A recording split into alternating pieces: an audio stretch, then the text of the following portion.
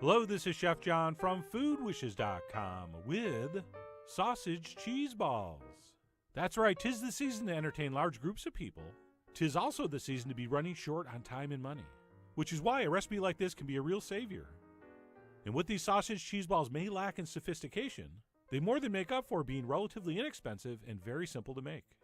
So let's go ahead and get started with one of the main ingredients, the sausage.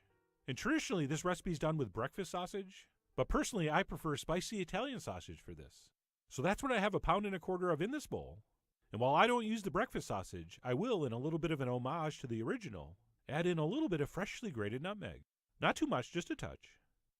We also want to do a nice big handful of chopped green onions, as well as some grated cheddar cheese, and a lot of it. And one great tip here, if you can, try to get most of it in the bowl.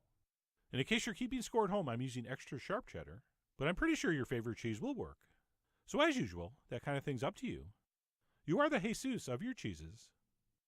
And then it's time for maybe the most key ingredient, the dry biscuit mix. Except that's not what I use. I just use good old-fashioned self-rising flour, which works just as good, if not better, and I'll explain why on the blog post. So we'll go ahead and dump that in, and then what we want to do is mix this up with our hand, but before I start, I like to give it a brief mixing with a fork, just until everything's sort of coated with the flour. And at that point, I will switch to my bare hand, which you can just start with. But I think by giving it a little mix with the fork first, it's going to help prevent our fingers from getting all gunked up too quickly. So I'm going to go ahead and switch to the old 5-finger food processor and give this a mix until it just starts to come together, at which point we're going to stop and drizzle in 2 tablespoons of milk or water. And then we'll continue mixing until it's just combined and we're able to form balls. And while a lot of people add that milk right at the beginning, I think all this comes together better if you give it a mixing first and then add the liquid, okay? But anyway, like I said, we will continue mixing until our ingredients are just combined, at which point we will stop because we're done. And at this point, we could use it immediately, or we could wrap it up and pop it in the fridge until needed. So yes, you can definitely make this mixture ahead of time, which of course is always an advantage for holiday entertaining. But either way, when we are ready, this is how I think we should form and cook our sausage cheese balls. So what we're going to need besides our mixture is some type of scooper so we can get equal portions, as well as a little bit of cold water for our fingers, because as you know by now, damp hands make smooth balls.